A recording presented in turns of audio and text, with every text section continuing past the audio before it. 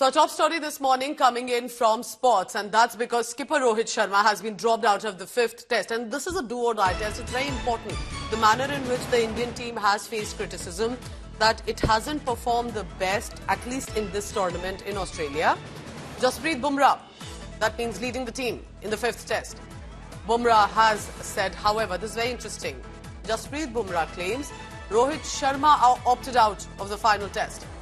In many ways, remember that while Rohit Sharma has had many records to his credit, but he also in some way becomes the first Indian skipper to be benched mid-series.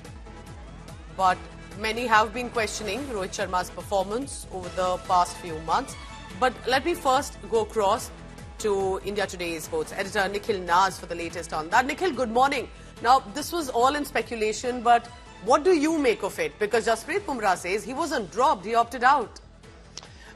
See, firstly, I mean, this is semantics, Pooja. It's pretty much, now confirmed that, even if the captain has opted out and decided to sit out of the test match, it is pretty effectively dropped. And dropped is a word you often associate with a player that has been left out of the 11 based on performances. And there is no shame in admitting at the moment that the captain's performances haven't been up to scratch, not just in this series, but this calendar year. And I think while on paper it does seem like a bold call to take, as you've mentioned in your reportage as well, that this is unprecedented. For the very first time, you've had a Indian skipper being dropped midway during the series. So on the face of it, it does seem like a very bold call, but I think it must have been a rather easy call for the skipper himself to make. I have no reasons to doubt Jasprit Bumrah when he comes out and says that the captain himself decided to sit out. Even if he's decided himself to sit out, it is pretty much dropped, and that's a decision that the captain himself has taken.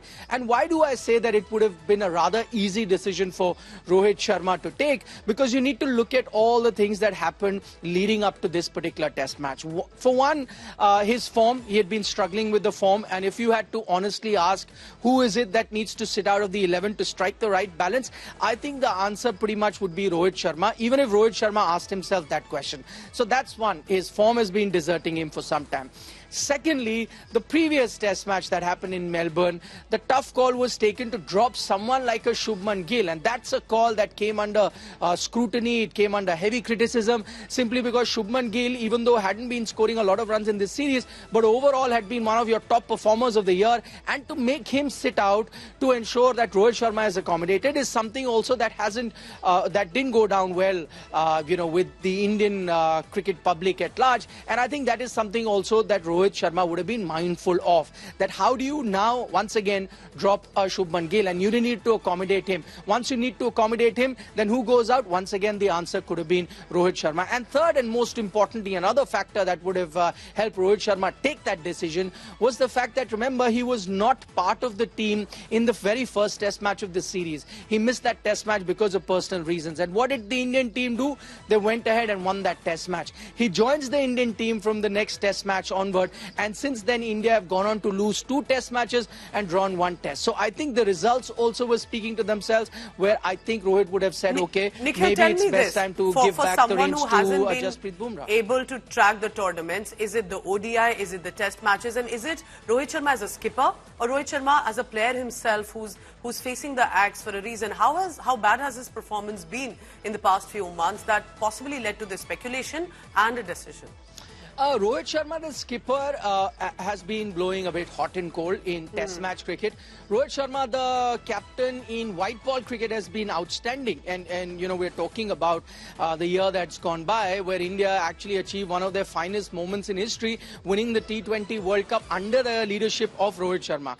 Plus, I think the more important bit here is not so much his captaincy, but his form with the bat. And this is a Dr. Jekyll and Mr. Hyde story in itself. Rohit Sharma, the white ball batter, has been outstanding, even though he's retired from T20 cricket after winning that T20 World Cup.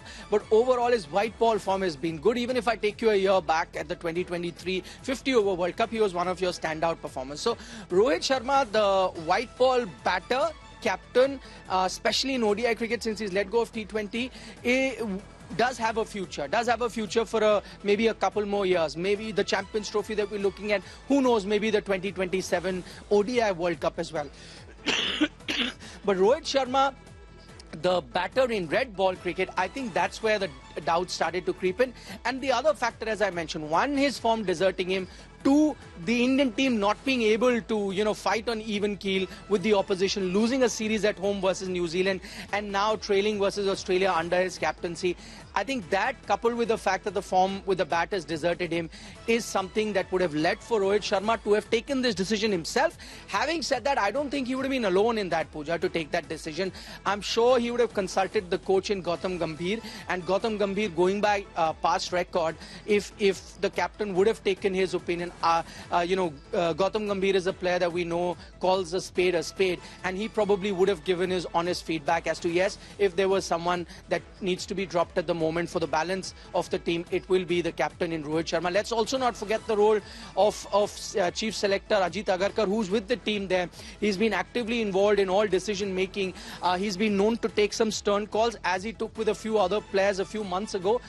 So another person that would have been consulted and most likely would have voted in favor of Rohit Sharma sitting out would have been the chairman of selectors in Ajit Agarkar. So I think it would have been a collective decision of the team management, but I have no reasons to doubt what Jasprit Bumrah has come out and said, that it must have been initiated by the player himself in Rohit Sharma, whether it makes sense for the Indian team to sit out. And on the subject of Gautam Gambhir, yes, because I was saying that he probably would have contributed, I must also remind our viewers that Gautam Gambhir is the same person who was the captain of an IPL team, Delhi Daredevils at that time, Delhi Capitals now. And in the middle of an IPL season, he was captain. He dropped himself because he was out of form and allowed someone else to lead. That's so interesting. There is precedent there as well. But tell me about this tournament, the India-Australia Gavaskar Trophy that's on. Where do we stand right now? Why is everyone saying this looks like a do-or-die match?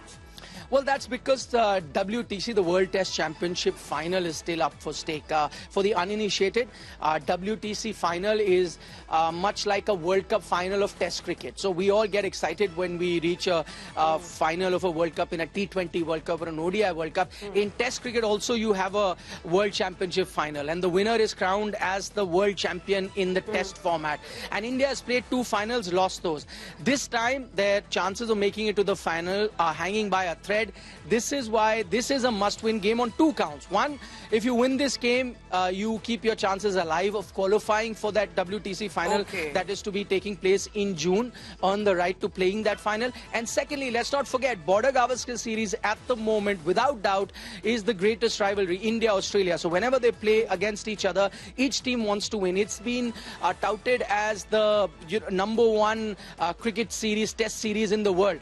And each team wants to be winning this. For the last decade, India have held the Border Gavaskar Trophy, whether it has been played in Australia or in India. If India are to lose this Test match, after a decade, Australia will wrest back the Border Gavaskar Trophy. And that is something that the Indian team doesn't want. You win this particular Test match, you draw the series, and drawing the series would mean that the last time's winners keep the trophy and India would keep the trophy, which is why this is a very important Test match. All right, but that's interesting. But I do have an added question here. We're, of course, running these pictures of Gautam Gambhir, Rohit Sharma, Jasprit Bumrah, what Gautam Gambhir said a few hours ago, what happens in the dressing room should stay there.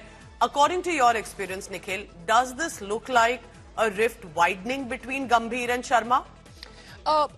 I'd have to say, Pooja, that there's no smoke without fire. That everything isn't hunky-dory in the Indian team at the moment is an open secret. Now there are reports of reporters who are reporting from ground zero from Australia saying that, listen, India won the first Test match in Perth and the team usually goes out celebrating together, and that is something that we haven't seen.